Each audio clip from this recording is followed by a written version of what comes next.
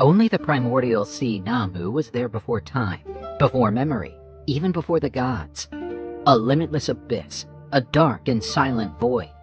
Such was the wellspring of all creation, the matrix from which all would emerge.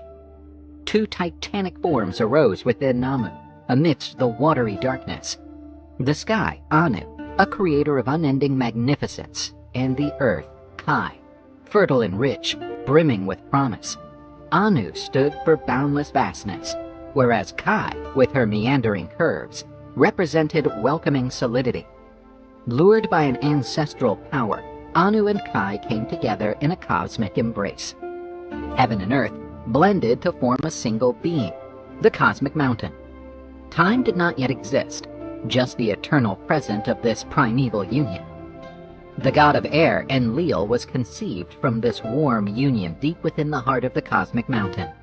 An untamed, impetuous being, he boomed with overwhelming force.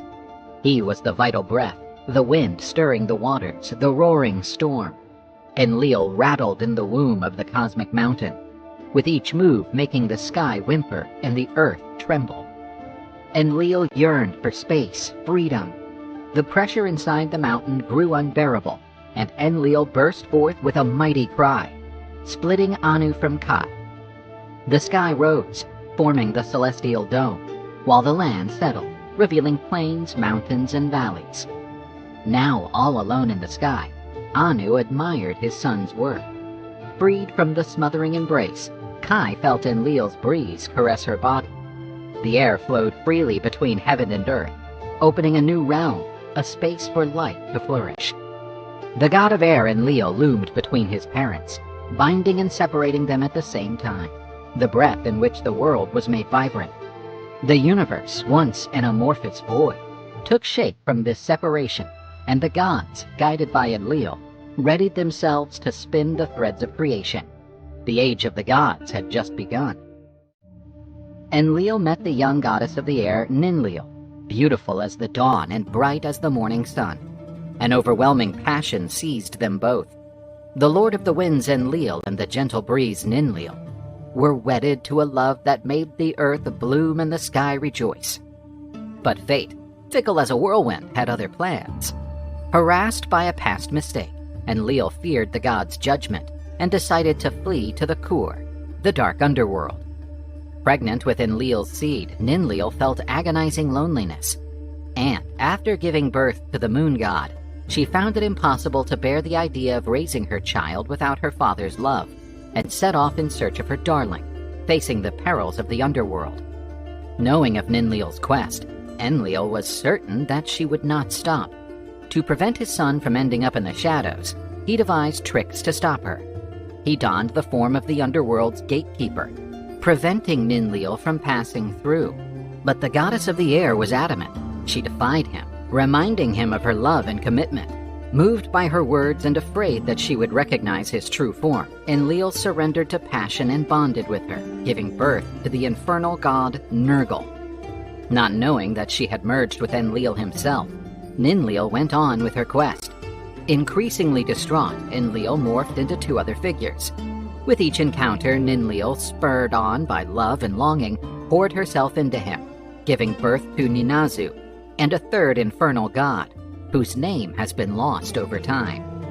Notwithstanding the hardships and challenges she faced, Ninlil's journey through the underworld was not for nothing.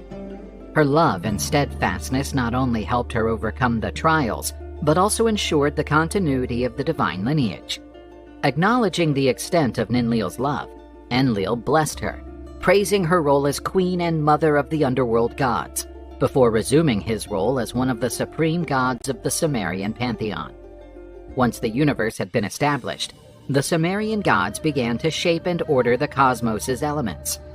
Enlil was central to this process. With his divine power, he separated heaven from earth, setting clear boundaries between the celestial and terrestrial realms. Under Enlil's guidance, the other gods helped bring about cosmic order, each assuming specific responsibilities. The sky god Anu took his place in the high heavens, presiding with wisdom and justice. He laid down the constellations and commanded the movements of the celestial bodies, ensuring harmony between the stars and planets. The god of water and wisdom, Enki, went to the Abzu, the primordial freshwater ocean that flowed beneath the earth. There, he structured the freshwater springs, rivers, and canals, bringing fertility to the land and life to the shores. Ninlil, the goddess of the air and Enlil's consort, was entrusted with fields and winds.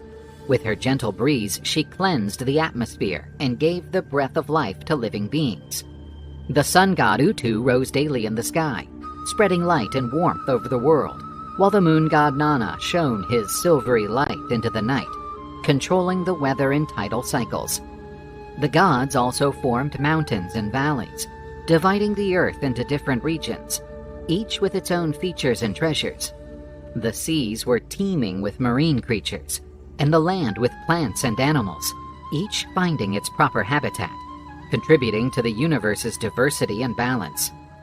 Enlil established Nippur as the Earth's spiritual center, where the gods could gather and commune. It became a sacred juncture between heaven and earth, a place of worship and reverence, where humans could engage with the gods through rituals and offerings. Having concluded the universe's organization, the gods observed their deeds with satisfaction. Order and harmony reigned, establishing a solid foundation for life to flourish. Starting from this well-defined structure, Sumerian civilization thrived, guided by the divine principles established by its creator gods. The Sumerian gods then focused on developing a being who could care for the earth and honor the gods through rituals and offerings. This would be humankind, destined to be the bridge between the gods and earthly creation. The god of water and wisdom Enki took the leadership in this undertaking. He went to the primordial freshwater ocean Abzu and brought back the sacred clay. Using his divine skill, he molded the first man, giving him form and life. The primordial goddess Namu, Enki's mother, was also part of this creative venture, helping to shape the human body. To enliven creation, Enki breathed the breath of life into man's nostrils, instilling in him a soul and the ability to think and feel. This creation symbolized the beginning of human life, hallmarked by the divine in its essence. But the gods understood that humankind needed more than just life to thrive. They required skills and knowledge to cultivate the land and uphold the emerging civilization. Enki and his consort Ninma, the goddess of the earth and creation, began to teach humans the arts of agriculture, construction, and writing. They unlocked the secrets of irrigation, revealing how to direct Abzu waters to fertilize the fields. The gods also taught humans the rituals and religious procedures to honor the deities and ensure their protection and blessing. Enki built temples where humans could lay their sacrifices and offer prayers, creating a sacred connection between mortals and the immortals. As humankind developed, the gods continued to guide them, sending them prophets and leaders to impart their laws and teachings. Enmerkar, the legendary king of Erech, was among these wise and just rulers, inspiring his subjects to follow the ways of the gods. The Sumerian gods therefore used clay and divinity, knowledge and guidance to create humans,